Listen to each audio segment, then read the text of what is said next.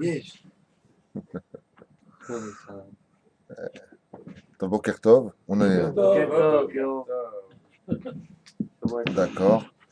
On commence un peu tard. Je choisis le sujet d'aujourd'hui, donc la Simcha, puisque vous voulez qu'on parle de la Simcha. C'est un des sujets les plus dramatiques, puisque c'est un travail de longue haleine d'être heureux. C'est pas facile du tout. Quand on vit une vie compliquée et difficile, une personne qui passerait par de grandes épreuves, on lui dit il faut que tu sois saméach, il faut être Breslev pour ça. Il n'y a qu'un Breslev qui serait capable de perdre ses jambes dans la scie et qui sauterait de joie après, vous voyez ce que je veux dire.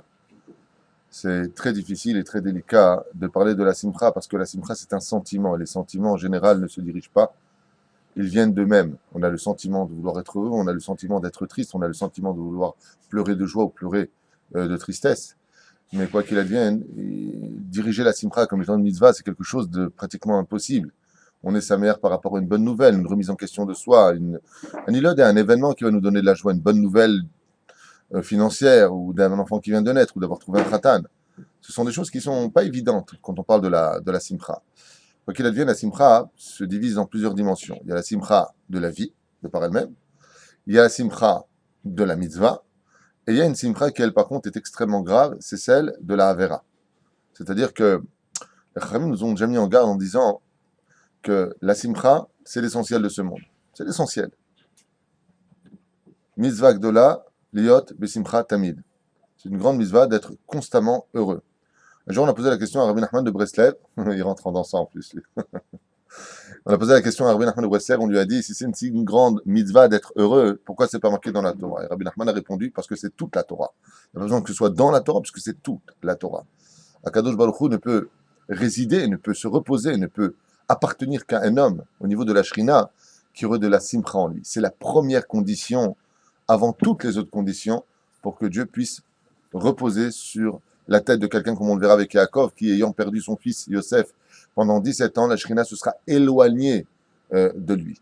Donc les Chachamim nous mettent en garde en disant que la Simcha est si vitale que quand vient le mois de Hadar, on rajoute de la Simcha, et quand vient le mois de Av, on diminue de la Simcha. Mais on ne trouvera jamais un seul moment dans l'histoire où on devra être triste. Jamais. Et en aucun cas, un homme se devra d'être triste. La tristesse engendre toutes les avérotes. Quand on est triste, alors on fait des avérotes. Quand on est triste, on parle mal. Quand on est triste, on rentre de la sitra hara, c'est-à-dire des forces du mal. Il faut absolument, absolument, absolument travailler cette mida de simcha. Alors, ce qui est curieux, je crois que je l'avais déjà enseigné d'ailleurs, au nom de Rabbi Nachman de Breslev, puisque qui dit simcha dit essentiellement le symbole de la simcha, j'ai nommé la chassidoute.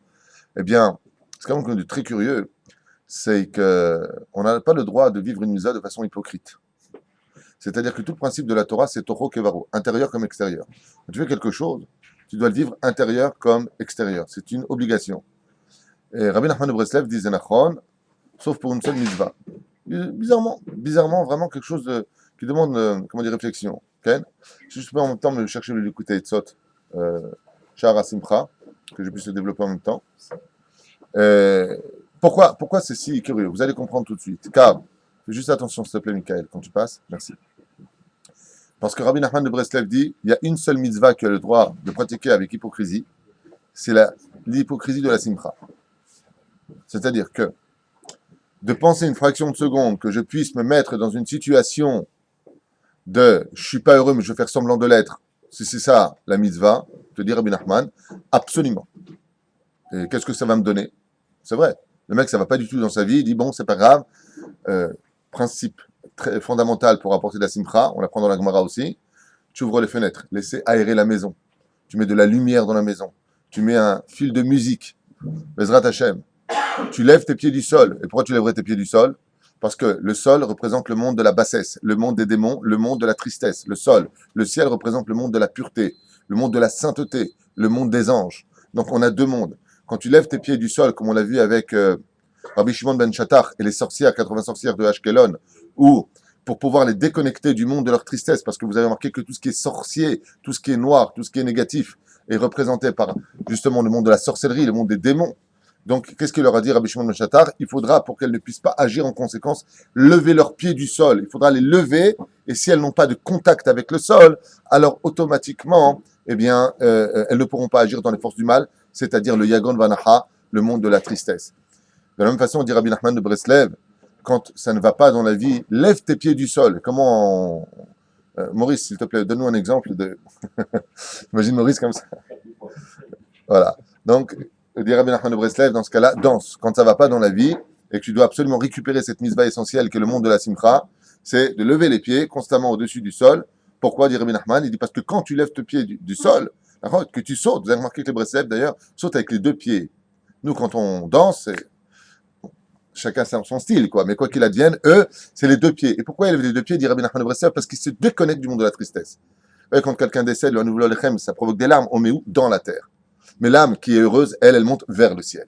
De cette même façon, on décolle comme ça ses pieds du sol et on saute, et on saute. Et pourquoi on saute? Il dit, parce que plus tu sautes, plus tu te connectes, en fin de compte, tes pieds du sol, dans lequel se trouve le monde de la poussière, le monde de la vodazara, le monde de l'enterrement, en d'autres termes, si je peux me permettre le mot. Eh bien, de cette façon-là, Ata Pashut Meod, tu fais passer tes 248 membres dans le monde de la Simcha. Alors, bien entendu, pas de façon extravagante, dès qu'il y a un feu rouge, je saute dans la voiture, je saute comme ça, je trouve ça débile. Moi, personnellement, hein, c'est mon opinion, je ne vous demande pas de me suivre, mais je trouve ça débile. Pourquoi? Même si ça fait rire les autres, ceci étant dit, c'est vrai que ça fait rire les autres. D'accord? Enfin, j'étais à Jérusalem, Rehov King George, il y avait une 4, j'allais dire une 4L qui était devant, ouais, et d'un coup, au feu rouge, il y a 4 portes qui s'ouvrent, des Breslev qui arrivent, feu orange, ils rentrent dedans et ils repartent.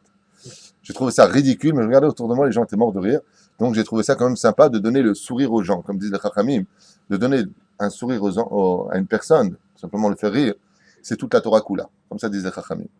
Donc c'est quand même un point essentiel d'apprendre à être heureux, même si, bien entendu, on parlait d'hypocrisie, je n'ai pas fini avec cela. Rabbi Nachman dit Muftahlo, écoutez bien ce qu'il écrit.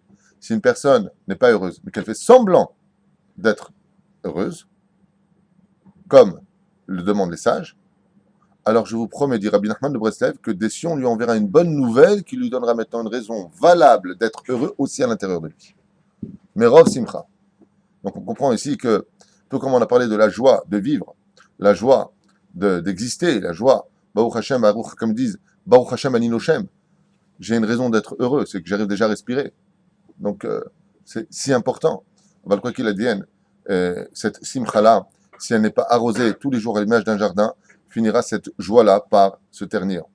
Rabbi Nachman de Breslev, parce que encore une fois, pour moi c'est la première adresse de la simcha, explique et dit que dans ce monde, on ne peut pas être heureux, réellement parlant, si on n'a pas extériorisé l'âme qui est mise dans une prison. La prison, c'est le corps, l'âme est à l'intérieur. Il dit, qu'est-ce que c'est les rachaïm? Qu'est-ce que c'est les gens qui sont mal dans leur vie? Ce sont des gens qui en veulent au monde de la Torah, parce qu'ils savent que leur âme, étant donné qu'elles sont prisonnières dans un monde fermé, en veulent à ceux qui sont en liberté dans un monde de mitzvot et de masim tovim, de bonnes actions. Donc, il y a une haine qui s'impose entre les deux. Et cette haine est menée par ce qu'on appelle la tristesse, le noir, la mara shchora ici présente. Donc cette joie-là, on va en parler un peu plus peut-être longuement tout à l'heure, c'est la joie du monde de la Torah, mais on revient un petit peu en arrière par rapport à ce que nous disions. Ayam Maaseh, pour vous dire à quel point la simcha est importante, Ayam Maaseh, il y avait une action un jour à Vilna, d'accord, je vais juste enlever le son, il y avait une action comme ça d'un homme qui est parti voir le Gaon de Vilna, il lui a dit Aïm yeshli halek l'olam haba. Bizarrement. Recevoir le Gaon de Vilna lui a dit est-ce que j'ai le monde futur? Il lui a dit ça dépend. Dis-moi ce que tu fais de ta vie, je te dirai si tu as le monde futur. Il lui a dit bah voilà, je travaille très très dur du matin au soir et du soir au matin. Et il lui a dit ça va, tu t'en sors? Non, pas du tout, la vie est très dure. Et ça va à la maison? Non, Shambaït à la panim. Bon, et les enfants, ils ont fait leur vie. Il lui a dit Anechak halek l'olam haba. Il a dit non, qu'est-ce qu'il dit? Il lui a dit En lecha halek l'olam haba. Il lui a dit Belama. Il lui a dit Kata atzuv ba'olam hazeh. Ce que tu seras sur terre sera ce qui t'attendra après. Si tu as été triste sur terre dans ce monde, ne t'attends pas à un monde futur. De l'autre côté, il y a marqué tout Israël à part au monde futur. Comment explique les Chachamim cette métaphore? Vous savez comment il explique? Il dit Nachon, tout le monde ira dans son monde futur. Mais on n'a pas dit comment il sera son monde futur. Alach le bet olamo. Il est parti dans son monde, celui qu'il a créé. Quand cet homme-là, il lui a dit, tu arriveras dans l'autre côté, tu vas rentrer dans un monde futur, mais tu vas être malheureux. Pourquoi? Parce qu'il n'y aura pas de lumière dans ton monde. Tu as un très grand monde futur, tu as fait Torah Mitzvot, tu avais la kippa, très bien, très bien. Mais quand tu vas arriver là-bas pour l'éternité, tu dis, voilà, c'est ton monde. Mais d'accord, mais je vois rien là-dedans. Là. Elle est où la lumière du premier jour? Elle est où cette lumière? Il dit, oui, mais la lumière du premier jour n'est ravivée dans ce monde que par la simcha. Si tu as de la simcha, tu mets de la lumière de l'autre côté. Si tu n'as pas de simcha, tu ne la mets pas. Au lieu de me dire, il lui a dit le Gaon de Vina, Baruch Hashem, j'ai un travail. Oh, au lieu de dire, ouais, le travail. Baruch Hashem, d'abord, j'ai un travail. Baruch Hashem, j'ai une épouse. Et celui qui la perd, c'est de quoi il parle. Baruch Hashem, j'ai des enfants. Peut-être que Dieu sortira un grand. Amen, je prie pour ça tous les jours. Mais toi, qu'est-ce que tu as dit? Tout ce que tu as, c'est galère. Galère, galère, galère. Il t'attend quoi? La galère. Vous avez compris le paradoxe, le parallèle plus exactement entre les deux mondes. Une personne qui est constamment dans ce monde en train de voir le noir de l'existence de sa vie ne trouvera que du noir pour l'éternité, pour l'existence de ce qu'il aura, en fin de compte, pris sur terre. Ce qu'on sème, on récolte. D'accord. Donc tu voulais te la ramener ce matin, tu l'as dit. On sème que ce que l'on récolte. Très bien, c'est bon, c'est enregistré. Le pauvre. Ça te dit. En tout cas, toi, tu peux parler parce que tu as toujours le sourire, grâce à Dieu. Je t'embarque chez mon lad. Il existe une autre sorte de simcha qui, elle, par contre, est extrêmement grave. Parce qu'il faut savoir que dans les cieux, même quand on lit des fois que Dieu se met en colère, quand on lit des phrases et des paraphrases qui sont très délicates et très difficiles, il faut savoir que le charvit du roi des rois, comme on l'a vu pour la fête de Purim, qui est la fête la plus élevée de toutes les fêtes, et pour cette fête qui est le summum du summum, Purim est basé sur un seul événement essentiel, sur toutes les mitzvot, la Megillah, le déguisement, si vous voulez, la Seouda, la Megillah d'Esther, de fait de la lire, tout ce que vous voulez, la Matan la Yonim, Mishloach Manot, ok. Mais Purim tient sur un seul sens. Tout ça pourquoi? Pour être sa mère. C'est la plus haute de toutes les fêtes juives. C'est la plus grande de toutes. Qui Purim? Purim. Le roi des rois dans ce monde a un trésor à lui. Comme il a dit, j'ai le Shabbat, je vous le donne. J'ai ma Torah, je vous la donne. Dans quel but? De vous donner de la joie. Comme enseigne le Ben Ishraï Kadosh, il dit tout le but de la Torah, c'est pour arriver à un seul point unique, laquelle? Ivdu et Hashem besimcha. Enfin, travailler dans ce monde, à Kadosh Baruch Hu dans la joie. C'est pour cela qu'à Kippour, à Kippour, à Tisha B'Av par exemple, a-t-on le droit d'étudier la Torah? Pourquoi? C'est la joie. Shulchan Aruch, il dit parce que le fait d'étudier la Torah, ça donne de la joie. On se rend compte qu'il existe de la lumière dans le monde dans lequel on vit, des réponses qu'on n'avait pas avant. Parce que ce qui tue un homme dans ce monde, c'est qu'il n'a pas de réponse à ces questions. La Torah t'en donne des réponses. C'est pour ça que le mot teshuva, va étudier la Torah, fais teshuva, veut dire va chercher tes réponses. Parce que ce qui te rend triste dans ce monde, c'est le manque de réponses. Pourquoi, Hachem, j'en suis là? Pourquoi j'ai divorcé? Pourquoi j'ai fait ceci? Pourquoi j'ai pris ce travail alors que j'avais une super occasion ailleurs? Le pourquoi de notre vie nous rend triste. La tchouva te donne des réponses. Une d'entre elles, arrête de perdre ton temps avec ce monde. Arrête de poser des questions là où il ne faut pas. Occupe-toi plutôt de l'autre côté. Comme dit le Ravarié, mon Rav, il dit souvent, pourquoi les gens ils pleurent à cause de la banque ou à cause de... C'est légitime. Pourquoi ils pleurent à cause de ça? Moi, la seule fois, il me dit une fois, mon Rav, la seule fois que j'ai pleuré, c'est parce que je n'ai pas compris ce que voulait dire Tosfot sur Rashi.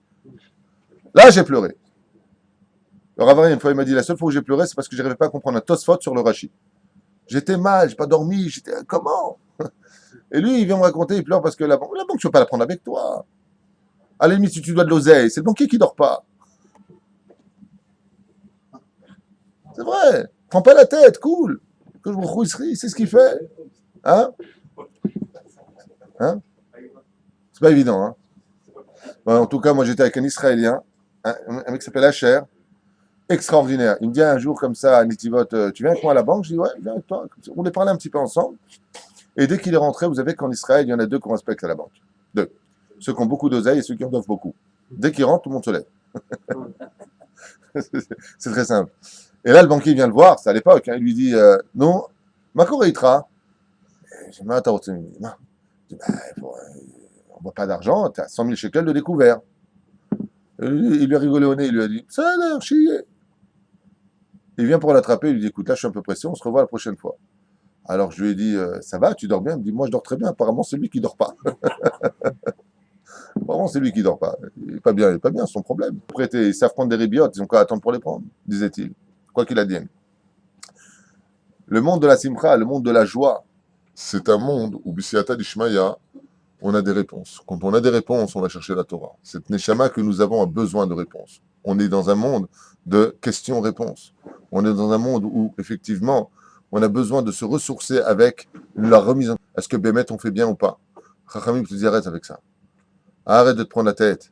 Même quand tu fais ton din v'hishbon toute la journée, Rabbi Nachman de Breslev, il dit, toute la journée avant d'aller dormir, tu as vécu, tu vas dormir, tu fais mishpat. Tu dois faire le mishpat. Est-ce que tu n'as pas fait trop de bitul Torah? Tu dois pas faire. Est-ce que tu as humilié quelqu'un? Est-ce que tu as fait du mal? Peu importe. Tu dois te remettre en question. Areni Mohalve solaire.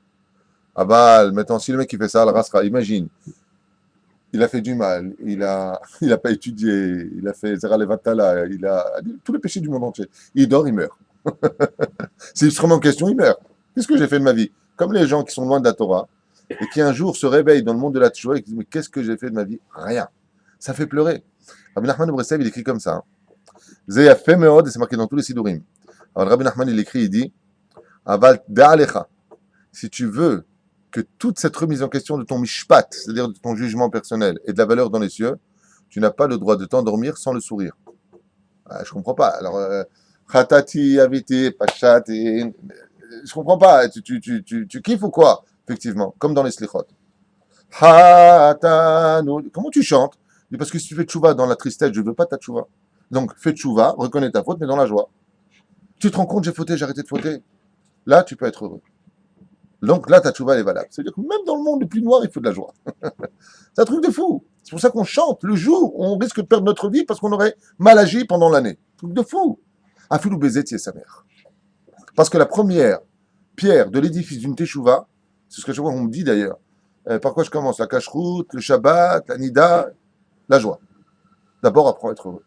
Donc on voit ici que le sceptre du roi des rois, ce qui représente la magnificence du Gan Eden, c'est quoi? C'est le sourire, comme c'est marqué. Quand viendra le Melech HaMashiach, qu'est-ce qu'il vient apporter dans ce monde, dit le roi David? Ok, le Beth Amidash qui est intéressant, les Kibbutz Galouyot, les Korbanot, Rambam, 12e chapitre, c'est d'accord, mais c'est pas de ça. Az Yemale Sichok Pinu. Voilà ce que dit le roi David. Le roi David dit quand je me réincarnerai dans le Melech HaMashiach, la Tid Lavo, à la fin des temps, ce que je vais rapporter dans ce monde, c'est la vraie joie. Parce que pour l'instant, on n'est pas heureux. On parle d'un pays de Zavat Chalav Vache, où coule le lait et le miel. Pour l'instant, on a 761 morts sur les routes, d'accord? Des combats entre le monde Haredi et le monde de l'armée. Zavat Chalav Vache, je ne vois pas trop. J'ai dit pourquoi? Parce qu'il n'y a pas de joie. Parce que quand tu fais ta en Israël, je vous l'ai lu dans la Gemara, qu'est-ce qui a marqué? Tu te rappelles ce que je t'avais lu, Hacher? Seul celui qui vit en Israël a le droit d'être heureux. On a vu là-bas Rava qui avait donné un coup de pied au derrière à quelqu'un parce qu'il était très heureux en galoute. Je lui ai dit, comment tu peux être heureux ici alors que tu n'es pas en Israël? Donc, quand on fait vivre en Israël, c'est déjà toute la joie de vivre. Baruch Hashem. Et nous, on est là, c'est dur, c'est pas bien, c'est ceci, c'est cela. Dai, tafsik. Tu veux que ce soit bien? Oui, eh bien, ouvre la porte au bonheur. Comme le disaient nos grands-mères. Bravo! Souris à la vie et la vie te sourira. C'est-à-dire que tu donnes un reflet dans ce monde positif, tu attires le positif. Si tu donnes un reflet négatif, tu attires le négatif à ta porte. La reine Adam צריך מאוד מאוד להישאר, לשים לב לדברים האלה. Et sur ce, je vous mets en garde. Pourquoi je vous mets en garde? On dit je vous mets en garde, je me mets en garde. Pour finir avec Rabbi Nachman de Breslev. Rabbi Nachman de Breslev, il dit comme ça, quand tu es en train de faire ton mishpat la nuit et que tu es en train de dormir, tu vas aller dormir maintenant, tu dois t'endormir avec le sourire. Comment tu fais pour garder le sourire? Une fois que tu as fini tout ça, tu as pleuré ta race, aviti pachati barahti, qu'est-ce que tu fais? Tu te souviens d'une mitzvah que tu as fait aujourd'hui. Et tu t'endors qu'avec cette mitzvah, dit Rabbi Nachman de Breslev. Que ça. C'est-à-dire, dans ta tête, tu pars avec quoi dans les cieux? Ah, mais aujourd'hui, j'ai aidé un aveugle à traverser la route. Aujourd'hui, j'ai donné le sourire à une personne. Aujourd'hui, j'ai étudié une feuille de Gemara. Aujourd'hui, c'est comme quelque chose de bien que tu as fait dans la journée. Tu ne peux pas être non plus naze à ce point-là. Sinon, saute. À un moment, non, c'est vrai. À un moment, tu as fait un truc bien. Je sais pas, tu as embrassé la mzouza. Un petit truc sympathique. Ni le idea. Eh bien, ne sautez pas. Hein. Mais tu vois, il y a un mec qui regarde ça de l'autre côté, il dit ouais, bah alors là, ce message est pour moi. Hasbe shalom, il n'y a pas de désespoir. En yush klal baolam, il n'y a pas de désespoir. Quoi qu'il advienne, il faut faire attention. Un jour, un mec qui m'appelait, il m'a dit je veux sauter. Je lui ai dit arrête, t'habites au rez-de-chaussée. Résultat des courses. Pourquoi je vous parle de ça? Parce que, malgré tout, même quand on est capable de se remettre en question sur des choses qui sont graves, il ne faut pas laisser la tristesse s'installer. Tu peux, même dans le cas où tu es fâché, même dans le cas où tu es contrarié, viens avec le sourire et tu verras que ça s'ouvrira. Pourquoi? D'abord, il faut laisser parler c'est l'autre. Pourquoi? Mara Shchora, elle a besoin de sortir. Laisse la tristesse sortir. La Gemara nous dit comme ça. Et c'est comme ça le Psak HaShulchan Aruch. Quand une personne, le Hanevelo Alechem, part de ce monde, qu'est-ce qui a marqué? Shlosha la bichia. 3 jours, tu pleures. Et si j'ai pas envie? Et si ça vient pas, c'est une mitzvah pleurer, c'est ça que tu comprends pas. On te demande pas s'il faut passer un truc de fou, quoi. Tu veux diriger mes sentiments? Oui. Parce que si tu n'évacues pas ça, tu seras triste toute ta vie durant. Il faut que tu pleures. Et les parents le savent. Quand il y a une fille, par exemple, elle veut sortir le soir, et que les parents s'y opposent, ils ont raison des fois de s'y opposer, même tout le temps, si je peux me permettre le mot. Elle va pleurer, évacue. Comme on dit dans la psychologie, évacue. Évacue cette tristesse pour qu'elle se remplisse de joie. Combien de fois on a pleuré parce qu'on a été vexé quand on était jeune, parce qu'on avait raison, parce qu'on voulait sortir? C'est vrai. C'est vrai. Moi-même, je pense, tous, autant qu'on est, on a tous des raisons d'avoir vécu des injustices ou des choses qui soient. Aval, c'est pas le Icar. Le Icar, quand tu fais le ménage dans ce monde, c'est de rapporter la joie. Comme dit Chachamim, quand quelque chose se coupe par la tristesse, le nœud rapproche les gens. Quel est le meilleur moment dans le couple, en général? Quand ils se sont disputés. Le moment qui les réunit après est plus fort qu'avant de s'être disputés. C'est ça la force de la simcha. C'est Yotzer Or mi pene chocher. C'est d'être capable de sortir la lumière d'un conflit. La lumière de la tristesse. Arshav shayadze, dibarnu, le litim. Il y a pire, disait le Rav Kook, que la haine, c'est l'indifférence. On se parle plus, on se regarde. Non, putain, il y a eu un problème. Même Dieu, il a eu des problèmes. Vous croyez quoi? Abraham, il n'a pas parlé avec Dieu pendant 75 ans. Abraham, pendant une période de sa vie, Midrash dit, il n'a pas parlé avec Dieu, il était fâché avec lui. Je ne peux pas te parler. Yona, Ben Amitai, le livre de Yona, il parle pas à Dieu. Yona, viens ici. Prends le bateau et tout. Viens ici, je te dis. Mais je ne veux pas, je te fuis, je ne veux pas te parler. Et à la fin, Yona refait l'amour avec Hachem. Il devient le livre de jonction de Yom Kippourim, le livre de la Haftara de Mincha, ou quoi, on lit quoi là-bas? Le retour d'un homme qui a. Mais le message de Yona, c'est quoi? Il avait sa vérité, Dieu avait la sienne. C'est bizarre, ce conflit de se mettre au niveau de Dieu. Ça existe, les conflits. Et malheureusement, dans les familles, tout le monde se détruit. On est triste. Quand il y a une fête, il vient, alors je viens pas. Tout ça, c'est le travail du Yetzirah. Tout ça, c'est le travail du Yetzirah. C'est Liot Sameach. C'est Liot Sameach. Une fois, un homme est venu voir le Baal Shem Tov. Et il lui a dit, Vod Arabe, j'arrive pas à être heureux. Il dit, pour moi, pour ça, je suis pas la bonne adresse. Je suis pas la bonne adresse. Va voir, il y a un vieux qui vit en haut de la montagne là-bas. Lui va poser la question, comment être sa mère? Lui, qu'est-ce qu'il fait? Il dit, bon, très bien. Mais en haut de la montagne, il ne sait pas que c'était une grande montagne. Il arrive en haut comme ça. Bon, ça se passe bien entendu pas en Tunisie, hein, ça se passe en Russie. Donc il y avait la neige à mettre de neige. Il arrive en haut comme une montagne, une maison comme ça, une sorte très connue de la Chassidoute. Et il tape à la porte. Et il voit comme ça un vieux qui est en train d'étudier la Gemara dans sa petite cheminée sympathique. La famille Ingalls, comme ça, sympathique, bien, tu vois. Et lui, il est en train de se geler, tu vois, comme ça, il dit hey, hey, hey. Et l'autre, il ne le compte pas. Le Rav qui est à l'intérieur, qui est tout vieux, ne le compte pas. 10 minutes, ça devient 1 heure. Ça commence à geler, tu vois. Et le vieux, il passe par la fenêtre, il le regarde comme ça. Il le regarde. À la fin, il ouvre la porte, il le fait rentrer à l'intérieur. Et il lui dit, pourquoi vous mettez dans cette situation? Bon, il le réchauffe et tout ça. Il lui dit, comment tu t'es senti dehors? Il lui a dit, mourant. Il lui dit, comment tu te sens maintenant? Vivant. Il lui a dit, t'es heureux? Il m'a dit, Achavat sa mère. Il y a une autre histoire qui est très connue. Très, très connue. C'est une femme. Bon, les femmes, en général, aiment bien se plaindre. C'est pas du Lachonara, c'est pas du Motsi Shemra, le Shalom. C'est un état de fait sur le terrain. Tout le monde le sait. Pourquoi? Parce que la femme appartient au monde matériel et elle a besoin de sécurité. Donc, les plaintes de la femme sont un peu justifiées, mais que c'est de se rattraper. D'accord? Une fois, bon, une sorte très connue, donc j'ai fait à toute vitesse, elle est tellement connue que je raconte uniquement pour le plaisir d'en parler.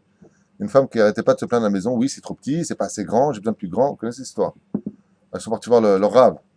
Alors, le rave, il a dit, très bien, j'ai une ségoula pour vous. Il dit, c'est quoi la ségoula? Il dit, c'est quoi la ségoula? Je lui dis, c'est quoi? Vous avez des poules? Oui, rentrez-les à la maison. Rentrez les poules à la maison pendant une semaine. Ça fait agrandir la maison? Ouh, il a dit le rave. Une semaine passée, la femme de l'oral dit, écoutez, on a mis les poules à la maison, ça casse les œufs, hein. Bon, vous avez une chèvre, vous avez un mouton, on a 2 moutons, rentrez à la maison. Et alors, je vous promets que ça va grandir. Bon, le Rav a dit, quand le Rav dit quelque chose en général, on ne remet pas en question. En général. Là, t'as jamais là. Une semaine passe, la femme, elle vient, maintenant les sourcils, ça comme, tu vois ce que je veux dire? Écoutez, votre Arabe, on veut bien vous faire confiance, mais il y a un moment où il faut arrêter la cocaïne, là. Il n'y a rien qui se passe. Non, très bien. Vous avez une vache, un truc comme ça, Marguerite. Très bien, mettez-la à la maison. Au bout de la semaine, la femme, elle vient avec une baramine pour finir le rave à la hache, tu vois. Vous finir. Et le rave dit, non, non, non, non, non, maintenant, vous allez voir. Enlevez toute la maison. Ils ont toute la maison, le rave est parti les voir, il dit, alors, Et vous voyez, il y a des raisons d'être heureux. Ça veut dire que si on n'est pas capable, cette histoire qui est très connue, c'est bidon, on connaît, mais elle a quelque chose de fondamental. On ne se rend jamais compte du bonheur qu'on a.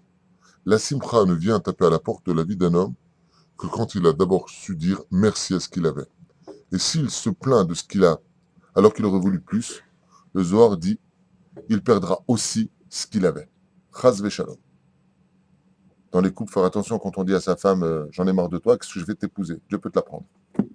Tu peux la perdre. Faire attention à ce qu'on dit. Il y a une joie qui, elle, par contre, elle, est la pire des joies. Tout comme c'est une mitzvah d'être en joie, comme dit, une fois de plus, le Ben Ishraï. Ce qui donne de la joie et ce qui arrose le jardin de notre cœur dans le monde de la lumière, c'est Oraïta, Oraïta, c'est l'étude de la Torah. Le Ben Ishraï écrit Al Tikra Hamisha Chumshe Torah, les 5 livres de la Torah, et là, Simcha, car le mot Hamisha, si tu renverses les lettres, ça devient Simcha, la joie de la Torah. Le Ben Ishraï dit tout le but de l'étude de la Torah, c'est un truc de fou. Ça veut dire que la Torah n'est pas le but, mais un moyen, absolument. La Torah est le moyen d'arriver à quoi? À être sa mère sur terre. Alors dans ce cas-là, il y en a qui veulent dire, c'est bien, c'est bon, moi je suis heureux, j'ai pas besoin. Moi, eux, ils se trompent. Pourquoi? Et c'est là où je demande toute votre attention. Écoutez bien. Ce que les Tsareno arabes, il y a une situation qui est anti-Torah, qui empêche un homme de faire teshuva. C'est celui qui prend la simcha de la sitra hara. Parce qu'il faut savoir que le Yetzer Hara, lui aussi a besoin d'une armée sur Terre pour exister. Il a besoin de tarmosh, comme on dit, de munitions dans son fusil. Il a besoin. Et comme Dieu lui a donné le pouvoir du libre arbitre, donc ça doit être 50-50, il a demandé les mêmes armes que Dieu avait de son côté. N'oubliez pas que l'ange du mal est un ange serviteur de Dieu. On ne parle pas de Chaz Hashem de 2 divinités comme le prétendent les théologiens. On parle ici d'une chose sérieuse. Le Satan a dit la Gemara, moi aussi j'ai besoin d'une armée sur terre, moi aussi j'ai besoin d'arguments pour prendre l'homme chez moi, donne-moi les armes. Et Dieu lui a donné une arme terrible, un karcher. Il lui a donné la joie dans la Havera. Il lui a donné la joie dans la Havera. Et ça, c'est l'arme principale du Yetzer Hara. Tu vois une gonzesse. Quand tu la regardes parce qu'elle est belle, tu en éprouves de la simcha à l'intérieur. Quand tu viens et que tu veux faire quelque chose de mal, tu vas en éprouver de la joie. Quand tu t'empresses de mettre tes baskets pour aller en boîte de nuit, et que tu es hyper content et que tu ouvres les fenêtres et que tu hurles avec une musique à tuer les tympans,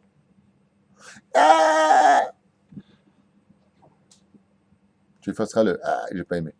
D'accord? Quand tu vois un match de foot et que tu entends par les fenêtres les hurlements, parce qu'ils viennent de comprendre une Gemara. Allez, vaille. Parce que Milan a mis un but. Ça, je vous explique. Le ballon est rentré dans la cage. Et que tu entends un hurlement qui vient de l'âme de l'homme. C'est vraiment que... pose à l'image. Ça, c'est ce qu'on appelle prendre Dieu et le jeter dans la boue. C'est-à-dire que Dieu t'a donné une arme sur terre qui s'appelle la Simcha. Et toi, tu l'as mis dans quoi? Dans la Holélout. Ici, il y a une rabbinite qui est la petite fille du Admour de Gour. La rabbinite Chaya, qui vient enseigner tous les dimanches ici. Bliaïnara, elle a un monde fou. C'est un cours que pour les femmes en hébreu. Et dimanche dernier, alors que nous étions en discussion ici même, après avoir fini la prière de Harvit, bizarrement, c'est la première fois qu'elle fait ça, elle tape à la porte, j'ouvre la porte, et elle me fait Maintenant, il était 8h15, normalement c'est 8h30 pour eux. Et j'ai regardé, je lui ai fait un sourire, je lui ai dit style, c'est pas l'heure. Puis ça l'a refroidi un petit peu, elle s'est rendue compte qu'elle avait été un peu dure. À 11h du soir, elle m'appelle. Et elle me dit à la maison, comme ça, donc je suis à la maison. Elle me dit, voilà, je vous appelais pour m'excuser. Elle me dit, comment je me suis comporté avec vous. Parce que c'est vrai qu'il y avait beaucoup de monde derrière la porte. On venait de finir ici, Baruch Hashem, Michael El Haïl. Et je lui ai dit, vous ne pouvez pas savoir combien je vous remercie. Sauf grâce à vous, le monde se répare. Elle m'a dit, pourquoi vous me dites ça? Je m'excuse, parce que c'est vrai que j'ai peut-être été incorrect. Je lui ai dit, non, t'as pas compris. Vous n'étiez pas derrière pour aller à la piscine, pour aller en boîte de nuit. Vous étiez derrière pressé pour aller étudier la Torah. Vous savez quelle réparation vous avez fait à tous ces gens? On est tous responsables les uns des autres. Quand on est en boîte de nuit comme ça, on est tous comme ça, que pour aller voir le cinéma, on est là comme ça, et pousse-toi, je vais y aller, et on y va avec pressement, et on s'installe bien dans le fauteuil, et on donne une tonne de joie, d'énergie pour des choses qui sont futiles. Et la Torah, elle pleure de l'autre côté. Elle dit, pourquoi tu viens pas me travailler de la même façon? Pourquoi quand tu fais Torah Mitzvot, on dirait toujours que tu es Tchabéav? Bon, viens, je viens avec toi à la Sina. Reste chez toi. C'est quoi cette tristesse? Quand il s'agit, les enfants vont à la piscine, ouais! Les enfants à la Sina, j'arrive. C'est là qu'est le drame de notre joie. Dans tout bien, il y a du mal, et dans tout mal, il y a du bien. Mais le pire des mal, c'est quand tu es capable de prendre le summum du bien, la simcha, et de la mettre au service du mal. Ainsi que l'écrit le Zohar et la Gemara. Écoutez bien. Un homme qui fait une avéra, c'est grave ou pas? On va considérer que c'est grave. D'accord? Pourquoi? Parce qu'il a entravé la parole du roi des rois. Il faut être outspan pour ça. Eh bien, sachez que les Chachamim disent, c'est pas là qu'est le drame. Pourquoi? Tu as fait une avéra, et là, teshuva. Mais où est la avéra? C'est la joie que tu vas avoir pendant la avéra. Écoutez bien ce qui est marqué. Kol aover avera achat. Umitharet bishat avera. Osamuch la averato. Mohalinum et avonotav. Celui qui a fait une avéra, mais qui pendant la avéra déjà regrette ce qu'il est en train de faire, on est déjà en train de lui pardonner sa faute. Alors, à qui on ne pardonne pas la faute? À celui qui fait la avéra et qui est content d'avoir fait. C'est pour cela que si cette personne démontre par là, par une parole, comme par exemple, il voit une femme qui passe, et il dit à l'autre, ah, celle-là, ouais, elle est belle, ouais, c'est mon ex.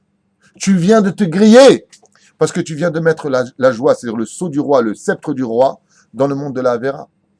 L'arme fatale de Dieu, c'est de donner de la joie. Et cette joie, tu l'as mise dans les forces du mal. Ce qui fait qu'en 10 ans, ouais, toute cette boîte, ouais, moi, là-bas, j'étais le meilleur danseur. Mais qu'est-ce que tu es en train de dire? Tu es en train de rapporter dans la joie du vantardisme que tu étais heureux là-bas. Et le Rav Dessler, il nous met en garde, il dit pas du tout. Quelqu'un qui est capable, comme ça, écoutez bien ce que dit le Rav Dessler, dans son Sharat Shuvah, il dit celui qui est capable, je parle pas de Rabbi Yonah, je parle du Rav Dessler, il dit celui qui est capable de rapporter à ses lèvres une avéra qu'il a fait, c'est qu'il n'a jamais fait tchouva sur cette avéra. Comment tu peux en parler dans le moment où tu devrais pleurer à ce moment-là? Là, c'est pas le moment de la joie. Mais la joie, c'est d'avoir reconstruit sur cela. Comme il a dit Rabbi Yochanan à Resh Lakish, quand il a fait le saut, pensant que c'était une femme, il lui dit que cette force que tu as eue pour sauter, tu la mets dans la joie. Ne la perds pas, cette force. Cette joie que tu as eue pour aller en boîte, ne la perds pas. Si tu as été capable de rester jusqu'à 5 heures du matin en boîte de nuit, en train de danser, de rigoler, de casser des verres les uns contre les autres en payant une tonne d'oseille, fais exactement la même chose. Reste le même personnage, juste dans les forces du bien. Ça, c'est la tchouva la plus magnifique de la vie d'un homme. Mais nous, c'est pas du tout ce qu'on fait. On était hyper énergique. Hein, après la boîte de nuit, le café Joseph, et on est là, t'as sommeil? Non, je pas sommeil, non, pas sommeil. Ouais, et quand on fait tchouva, il est 10h30 du soir, je suis crevé. Non, garde cette même fougue, reste le même, Habibi. Où est cette joie? C'est ça la vraie tchouva.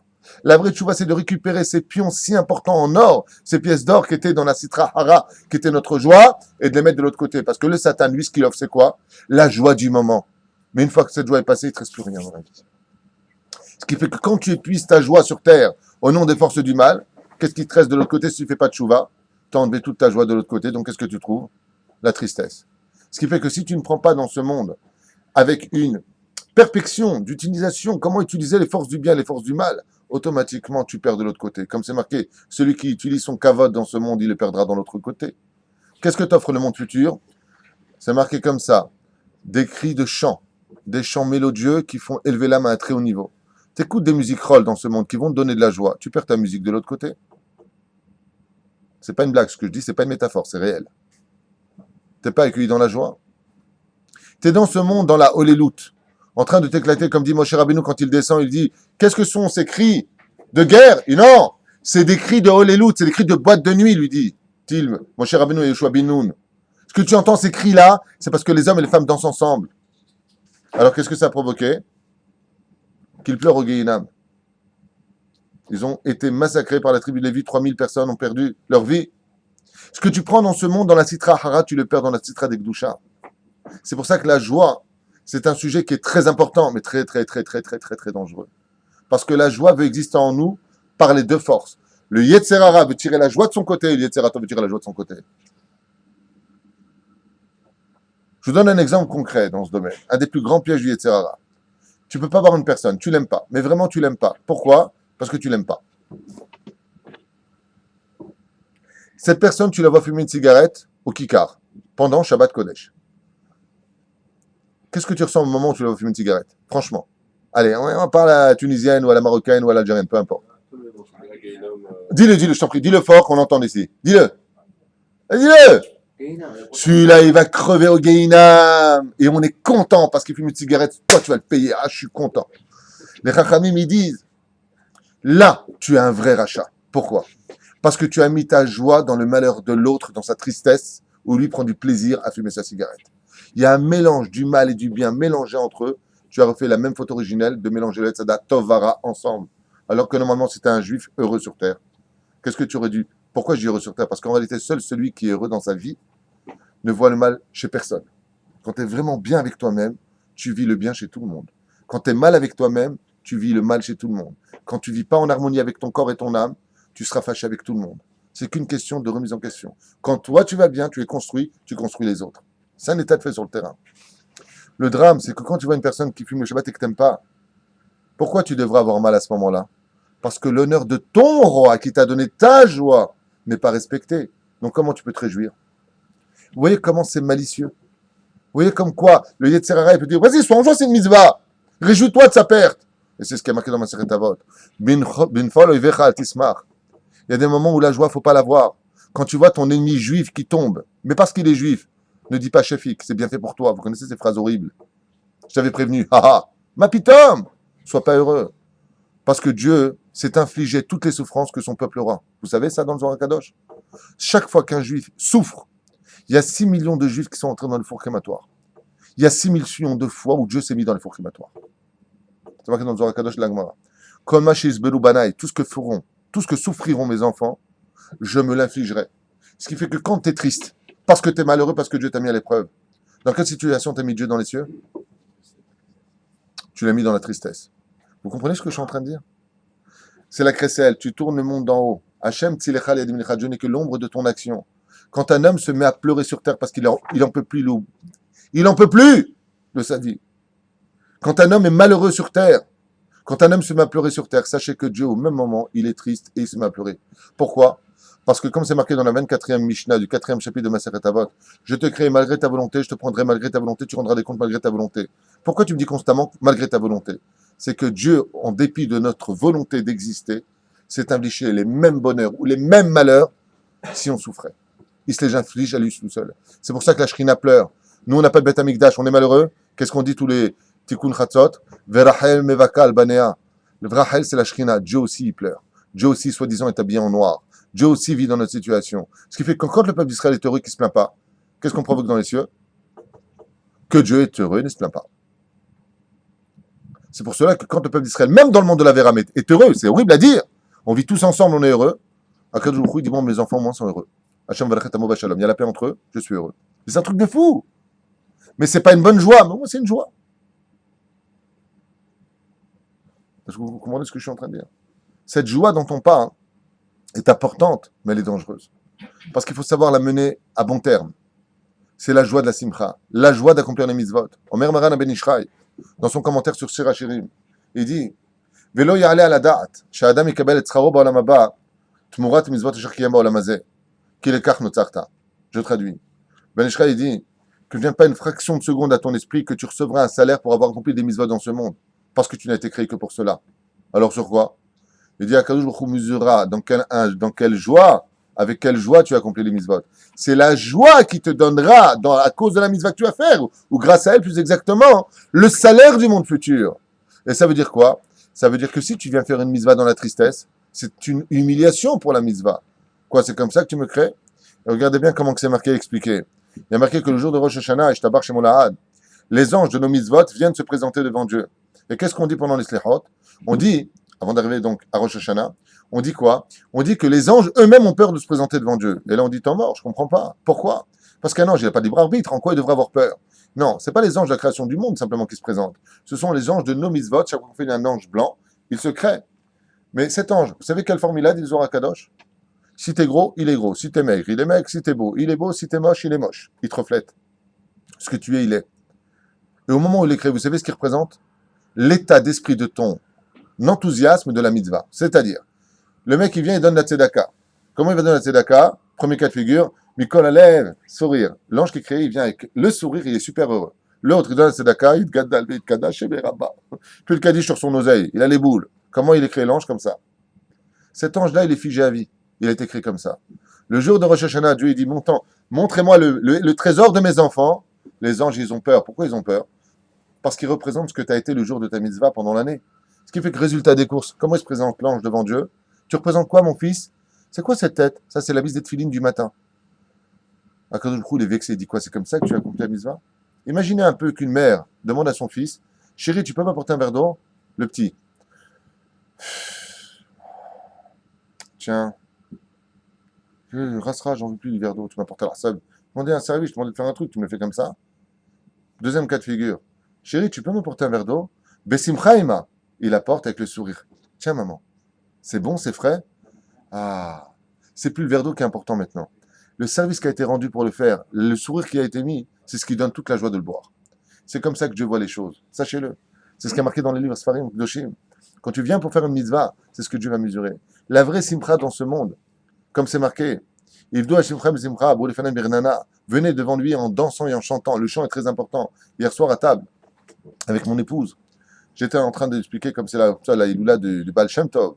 On a l'habitude d'étudier tous les Motzei Shabbat, le Baal Shem Tov, et à un moment, on est arrivé au passage où le Baal Shem Tov enseignait que pour aller annuler les décrets, Tachomea, le Baal Shem Tov, il dit, on a étudié hier soir, il dit pour annuler les mauvais décrets, il est parti dans Roi Kocho, dans le Gan Eden, et il a attrapé là-bas un nigun, c'est-à-dire une mélodie, et il s'est mis à la chanter. Il s'est réveillé de son Roi HaKodesh, et il s'est mis à la chanter, c'est annuler tous les décrets. Il dit Pashut Meor, le Rav, il dit Pashut Meor, ce qui a donné de la joie dans ce monde, ça a été quoi? Ça a été le nigun de le mettre en joie. Pourquoi on chante quand ça ne va pas dans la vie? Chante. Pourquoi? Parce que ça va te mettre en joie. Quand tu mets de la joie, tu dégages une énergie positive. Comme c'est le Baal Shem Tov. Ça a annulé les décrets, je t'abarre chez mon larad. Ça a annulé les décrets. Ça veut dire quoi? Quand ça ne va pas, qu'est-ce qu'il faut faire? Il faut être heureux. Récupérer les choses. C'est comme cet homme, le pauvre. Un jour, le Kitsour, il avait une petite somme d'argent, pas grand-chose. Et puis sa femme lui a dit achète-moi, achète-moi, achète-moi, on n'a rien à la maison. Et puis il est venu à la fête de Sukkot. Alors il a acheté un étrog avec, en vendant la paire de tenue de son père. C'est une longue histoire, j'ai fait en Kitsour. Et puis sa femme lui a dit c'est quoi ce étrog? Parce qu'en Russie, il y avait un étrog pour une communauté, il y avait pas, c'était dur de les avoir. Alors il lui a dit ben, je l'ai acheté. Avec quel argent? Ben, l'argent que j'avais de côté. Elle lui dit quoi? Tu m'as pas acheté une robe et t'as acheté un étrog? Elle a pris quoi? Elle a pris le étrog, elle l'a éclaté par terre. Lui, le chassid, quand il a vu ça, il a pris sa femme, il a levé du sol, il l'a embrassé, ils ont commencé à danser. Son fils lui a dit papa, t'as plus d'oseille, t'as plus d'étrog. Et il lui dit alors, tu veux que je parle de Shambaït? Au moins je gagne quelque chose, que je relève quelque chose. Mina Shamaim, qui bel étrog, ben ça, Shavua. Parce qu'il a été heureux. Il y a une histoire aussi merveilleuse que j'adore raconter avec le. Il y en a qui disent que le Magui de Medzrich, il y en a qui disent que c'est le Rabbi Yitzhak de Berdichev. Un jour, comme ça, je voudrais raconter cette histoire. Il n'y a pas tellement longtemps, mais je le fais aussi pour tout le monde. Un jour, alors qu'il passait comme ça au-dessus d'un pont, il a vu un de ses élèves qui tomba dans ce fleuve, qui déferlait à toute vitesse, et qui était prêt à se noyer comme ça. Et le Rav, comme ça, regarde à gauche, il le voit s'enfoncer dans les eaux, il passe de l'autre côté. Et à ce moment-là, comme il voit qu'il disparaît dans les eaux, il lui dit bon, bah, quand tu mourras, tu passeras le bonjour au Léviathan. Et il éclate de rire. Les élèves étaient choqués. Tu vois ton élève qui meurt devant toi, et toi, tu fais une blague, en plus naze. C'est vraiment naze, hein, comme blague. Ouais. Le Rav, comme si de rien n'était, il va à l'Yeshiva, ni terrifié, ni embêté, ni triste. Il dit à ses élèves, ouvrez la Gemara, on commence à étudier. 1 heure plus tard, on tape à la porte, on ouvre, qui c'est qui arrive? Cet élève qui s'était noyé, qui a disparu dans les flots. L'élève comme ça, tout mouillé devant le Rav. Vodarav, Rabbenu, Morenu, Ataret Ezene, Saya, qu'est-ce que vous avez dit? Je vous ai vu à travers comme ça quand je m'enfonçais. Vous avez commencé à dire des choses. Ouais. Il lui a dit, qu'est-ce qui s'est passé pour que tu sois remonté sur le rivage? Quand je me suis enfoncé dans les eaux, il y avait la racine d'un arbre sur le côté du fleuve qui m'a attrapé mon manteau, donc j'ai pu attraper la racine et remonter jusqu'au rivage. Je me suis venu une petite demi-heure et je courais à l'Eshiva pour vous dire que tout s'est bien passé, je suis maintenant ici. Mais qu'est-ce que vous avez dit pour me sauver la vie? Il a répondu, Rabbi Yitzhak de Berdichev, rien. Je t'ai vu mourir, donc je te dis, comme le fleuve, il se jette dans la mer, tu vas rejoindre l'océan, tu vas partir en bas de l'eau, tu passeras bonjour au Léviathan de ma part, c'est tout. Et il se remet une fois de plus à sourire. Alors il lui a dit, ah, c'est une ségoula, ça? Il lui a dit, c'est mauvais goût, ouais. Il a dit, non, c'est pas une ségoula. C'est simplement que je vais t'expliquer ce qui s'est passé. Et là, les élèves, ils s'approchent pour essayer d'entendre le Rav. Qu'est-ce qu'il a voulu dire le Rav? Ah. Il lui a dit, quand tu étais du côté gauche du fleuve, j'ai vu que l'ange de la mort était à côté de toi. J'ai regardé le ciel à toute vitesse, j'ai vu que les portes de la prière étaient fermées. Ça ne servait à rien de prier. Alors je me suis souvenu d'un enseignement du Baal Shem Tov, qui disait, là où il n'y a plus d'espoir, là où il n'y a plus de prière, la joie passe. Alors quand je t'ai vu t'enfoncer dans les eaux, j'ai dit, maintenant, j'ai plus qu'une seule chose pour le sauver. Me mettre un sourire. J'ai dit n'importe quoi, parce que Vatan, un truc qui m'a fait un peu rire. Il lui dit, ce qui t'a sauvé la vie, cette racine qui t'a attrapé, c'est mon sourire. Là où il n'y a plus d'espoir, il n'y a que le sourire qui sauve. De toute façon, quitte à crever, crève avec le sourire, hein, même si ça ne va pas dans la vie. Obligé de crever mal, ça va bien, sympathique. Ça ne change pas les choses. Mais ce qui est certain, c'est que les Chachamim nous disent, quand ça ne va pas dans la vie, alors automatiquement, vous pourriez vous faire un chidour avec une femme qui se plaint tout le temps. C'est pas possible. C'est insupportable. Vous pourriez être ami avec quelqu'un qui n'arrête pas de pleurer. Ça va. Oh là là, il faut que je te parle. Oh mon Dieu, je ne suis pas psychiatre. C'est vrai, c'est Rasra. Soit sa mère. Quand tu vois quelqu'un, Baruch Shem, qui est combattant, qui se bat dans la vie, t'es fatigué, c'est pas grave, repose-toi. Tu vas pas bien, pleure un bon coup. Mais après, relève-toi. Lève les mains et bats-toi. Je connais pas la suite, dommage. Juste, j'ai même pas fait le péléouette, c'est pas grave, mais juste comme ça, quelques conseils de Rabbi Nachman de Breslev, si vous me le permettez. Al-Eder Riyat Tzadik Zochin et Simcha Ozrizut. Comment obtenir Bezrat Hashem de la joie dans ce monde? D'abord et avant tout, comprendre qu'on ne mérite rien de ce qu'on a. Ça, c'est la première chose. Parce que ce qui rend triste un homme, c'est de croire que ce qu'il a, il le méritait et qu'il mérite plus. Rabbi Nachman, il fait attention. Ce que tu as, c'est ce que tu mérites, Bekoshi. Ça veut dire à peine, c'est que du chesed. C'est d'abord et avant tout. D'abord. C'est vrai que la asot mitzvot besimcha gdola kolkar ad shelo yirtze beshum sachar ba'olam haba bishvila. Et dit, deuxième chose, que le vrai salaire d'une mitzvah, c'est d'être en joie quand tu l'accomplis. Et si tu es en joie quand tu fais une mitzvah, Dieu t'amènera une autre mitzvah pour le faire, comme c'est marqué dans la deuxième Mishnah du 4e chapitre de Masachet Avot. Avera goret avera, mitzvah goret mitzvah. On avance. Liskot le simcha azot ou aliyedesh mitpalelim bekochot. Comment est-ce qu'on fait pour être heureux quand on fait une mitzvah? Parce qu'on n'est pas des robots. Le mec qui vient et dit, mais de la tzedaka, attends, je suis heureux. C'est nul. Il dit, Pashut Meod, il faut prier tous les jours pour que Dieu nous donne cette joie de vivre. Il faut demander à Dieu, toi qui possèdes toutes les clés de toutes les midas de ce monde, donne-moi la joie de vivre. Obéir agdola, obe'ava, kemoshin be'er le tfila. Allez, derikudim, umprat kaf, nase amtakat adinim, ce que je vous ai dit. Le fait de taper des mains et de lever le pied du sol, de danser à la maison, ça adoucit les dinim qui rendent tristes, c'est-à-dire la justice de Dieu, la rigueur qui pourrait nous rendre tristes par les épreuves, et automatiquement ça les annule. צריך לאדם שיהיה לו עזות גדולה דקדושה כדי שיוכל לעמוד כנגד העזי פנים המונעים ועיקר העזות וההתרסקות על ידי שמחה וחדווה. Comment est-ce qu'on peut avoir la force dans ce monde pour lutter contre toutes les épreuves? Uniquement par le biais de l'harmonie de soi-même et la joie de vivre. C'est ce que je vous ai dit tout à l'heure. Quelqu'un qui est heureux de vivre n'a pas de raison de tomber. Un homme qui se suicide, aussi bien spirituellement que physiquement, qui tombe de sa tchouva, c'est un homme qui est triste. Et la tristesse, c'est le nom préféré du Yetzer Hara, j'ai nommé Yagon, qu'on cite dans la Hamida, Yagon Vanaha, qui veut dire tristesse absolue. Et là, Rabbi Nachman écrit noir sur blanc. Regardez bien ce qu'il dit. Écoutez bien les mots. Par l'accomplissement de la mitzvah, besimcha, le fait de faire une mitzvah dans la joie, zochin et tachlit hakol. On a atteint toute l'histoire de la Torah. Donc, quel est le but de ce monde par le biais de la Torah? C'est la simcha. Pourquoi on étudie? Qu'est-ce que tu vas faire? Jean Yeshiva, pourquoi faire? Pour apprendre à être heureux. Le but du monde de la Torah. Vous avez compris pourquoi maintenant les forces du mal s'acharnent sur le monde des yeshivot? Pour que la tristesse envahisse le monde des yeshivot. Je crois que c'est Rabat dans la Gemara, je ne me rappelle plus, qui ne commençait jamais un shiur sans faire une blague. Une fois qu'il a fait rire les gens, alors il commençait à étudier la Torah. צריך להתרחק מעצבות מאוד מאוד. dit Rabbi Nachman de Breslev, juste avant il dit comme ça, il y a des simcha, yeshlam ha-kedusha.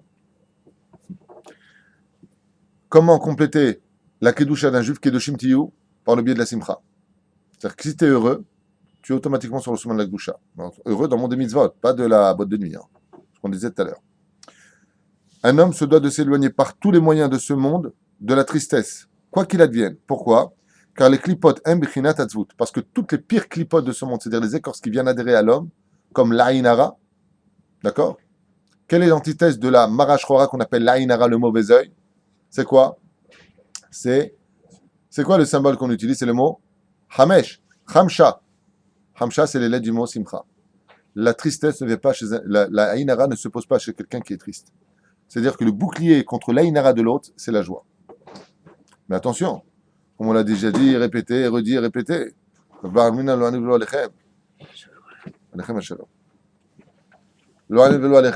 Pas la personne, Barminan, elle est dans cette situation, de lutter contre les forces du mal avec la tristesse. Il faut qu'elle soit, Baruch Hashem, dans la joie de vivre. Il faut que la personne, quand elle fait tchouva, elle se remette en question par le biais de la joie de vivre. Aval, ici, il faut savoir une chose. Quand l'Aïnara vient chez une personne, il faut absolument que cette personne soit smecha. Si elle est smecha, l'Aïnara, il s'arrête, hop, hop, hop, je peux rien faire contre lui. Il a une vraie joie de vivre. Lui, il est sa mère. Comme c'est marqué, par exemple,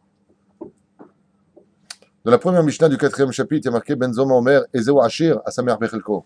Qui est le riche dans ce monde? Celui qui est heureux de son sort. Donc même si quelqu'un il a une Aïnara sur lui et qu'il est sa mère, l'Aïnara glisse sur lui. Elle ne s'attaque pas. Par contre, les gens qui sont tristes vont toujours exprimer. Ça me rappelle quand j'étais jeune à Jean-Lépin, j'étais toujours ébahi de voir des choses. Vraiment étonné. Le mec, il est arrivé dans une décapotable rouge. Rouge, pas anti-Aïnara, hein. Rouge pour bien vu, tu vois. Et je me rappelle de ces hurlements à Jean Lépin de Roger! Maintenant, Roger, il a exactement 1m50. Hein. Roger! C'est Roger, ça veut dire regardez-moi, je suis là. Mais il y a que quelqu'un qui se sent mort qui peut hurler à ce point-là. À ce point-là, tu n'existes pas pour qu'on te voie. Comme ces gens, des fois, qui vont boire un truc, tu les entends, mais au restaurant, t'as une caméra cachée, un truc, sois pas extravagant. Ça veut dire que tu te sens tellement triste que tu as besoin de dire que je rigole tout le temps. T'as pas besoin. T'as pas besoin de ça. Mais de l'autre côté, sache que l'ouverture par excellence de toutes les forces du mal, c'est quand tu es triste. C'est ce que veut le mal. Il veut une maison qui soit triste. Une maison où il y a des disputes. Une maison où il n'y a pas de lumière. Il n'y a pas de chanson. Il n'y a pas de joie de vivre. Il n'y a pas de fête sans chanson. Il n'y a pas de fête sans simcha. C'est une ordonnance de la Torah. Comme le dit le verset à propos de la Torah et de la joie des fêtes. Ve'samarta bechagecha ve'aita ach sameach. Vous savez ce que ça veut dire le mot ach sameach, Alpisod? Ve'samarta bechagecha, tu seras heureux dans ta fête. Ve'aita, et tu seras malgré tout ach. Mazé ach. Vous savez ce que ça veut dire ach en hébreu? Ach, ça veut dire j'ai mal. Même si tu as mal. Parce que tu n'as pas ce que tu voudrais à table. Parce que tu n'as pas ton mari avec toi. Parce que je ne sais pas quoi. Ach, même ça fait mal. Sameach. Pourquoi tu me répètes 2 fois le mot sameach? Ça ne veut rien dire. On vient te dire que pour la fête, tu dois être heureux. Et même si tu as des raisons d'être malheureux, j'ai mal. Sois sa mère quand même. Et tu verras que ce là, Bezrat Hashem, là, se transformera, Bezrat Hashem, en simcha toute ta vie durant. Même si c'est dur. Tu reçois quelqu'un que tu n'aimes pas, ça va te rendre malheureux. Sa mère. Même ça te fait mal, tu es sa mère. Écoutez, Michel Mitzvah, j'avance à toute vitesse. Encore un. Aliadek Gdusha Teretz Israël, Jochim Levatal Kaas, Vatzvut. Regarde ce qu'il dit Rabbi Nachman de Breslev. La Gdusha de vivre en Israël annule la colère à la base et la Hatzvut, car Eretz Israël, elle toute seule veut toutes les joies du monde. D'accord? Et car Bgam Brit, tous les problèmes de la Brit Mila ne viennent que des gens qui sont tristes dans ce monde, de vouloir passer d'une fille à une autre fille, comme Tarzan passait de liane en liane. Ouais? Ça vient de quoi dans ce monde? Si tu n'es pas capable de te satisfaire d'une seule femme, c'est que tu es un mec qui est à la recherche du bonheur. Donc, c'est que tu es triste puisque tu n'as pas trouvé ton bonheur. C'est ce qu'il dit ici. Enfin, c'est ce que moi j'explique de ce que lui dit ici. Les larmes n'ont été créées dans ce monde que pour pleurer de joie et pas de tristesse. C'est bizarre, hein? Un mec qui pleure. Pourquoi tu pleures? Ça me rappelle un peu un événement que j'ai passé dans ma vie. Quand on a perdu notre papa à la vache à l'homme, vous savez qu'il y a ce qu'on appelle le rire qui est nerveux, quand on n'est pas bien. Et toute la journée, à la maison, venaient des rabbinim et les yeshivot derrière. Donc au début, on était content de voir Torah et tout ça, mais à un moment, on voulait se reposer parce que c'était vraiment très dur. Et je me rappelle que la dernière yeshiva qui venait de Gilo, c'est un collègue qui venait de Gilo avec tous les rabbinim et tout ça, était parti vers Ils étaient partis vers les coups de 11h30, minuit. Et quand ils sont partis, j'ai entendu mon frère qui a dit à ma mère, Horace, maman, ferme la porte à clé, quoi. Je sais pas, on veut dormir, on est fatigué. Et à peine ma mère ferme la porte et on entend comme ça. Et là, on commence à rentrer dans une crise de fou rire, mais terrible. C'était les rabbinim de Kochav Yaakov qui venaient de venir avec les amis, une délégation à minuit. Il faut aller consoler les Twitou. Et là, mon frère Pascal et mon autre frère, on commence à rentrer dans une crise. C'est pas méchant, on aimait nos pères, il n'y a pas de rapport avec ça. C'est venu de l'intérieur. Et ça a fait, bien entendu, une crise de fou rire. C'est comment on dit? C'est contagieux. Et on commence à rire. Et à rire tellement fort. Maintenant, eux, ils rentrent. Eux, ils rentrent. Et à ce moment-là, moi, je suis très mal. Très mal. Ça se passait à la maison. Je suis très mal.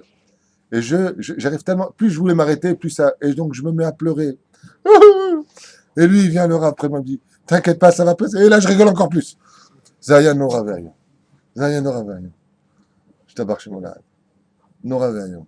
C'est ça le fou rire. C'est très difficile d'arrêter ça. Bah, quoi qu'il advienne, Bezrat Hashem, Kol HaMesameach Hatan Vekala, Zoche Be'achamesh Kolot, tout celui qui donne de la joie à l'autre, un Hatan et une Kala, il gagne 5 mitzvot. Chez Bezrat Hashem Iski Kulan, où je vais m'arrêter ici parce que il est tard et j'ai une conférence à faire à Natania maintenant.